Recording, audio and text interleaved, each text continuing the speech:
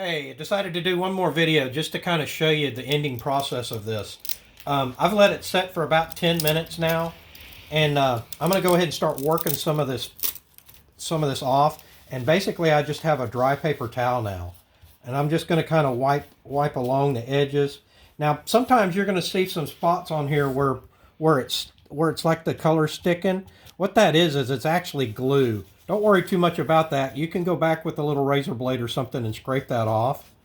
And so I'm just going to kind of take and wipe that. You know, when you get to that point to where it's kind of, you can scratch on it, but if you just make sure you get all of it off, all right? And I'm just going to kind of work all the bigger stuff off of these. I'm going to keep switching my paper towel off to doing different ones.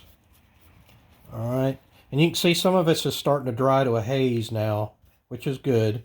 I want to try to get them to where there's not any big pieces. Harder to tell on the green because it's so dark.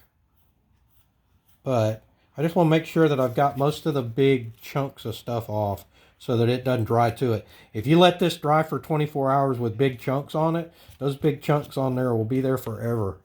All right, so now that I've done that, if you'll notice on this one edge down here where all these pieces are, you can see some of the grouts kind of sticking up on the edge. I'm just going to kind of take my finger and kind of push it back up against it just so that it stays on there. All right, so now what I'm going to do is I'm going to let it set here for probably another 30 minutes. That's make sure you get all the bigger pieces of this stuff off. And then I'm going to go back with a wet towel. The grout will be pretty much firm to that point where it won't come off, and that'll let you take all these and clean them really nice. All right, I hope that helps. If you have any questions, you can always call Ed's Emporium. We also have a website.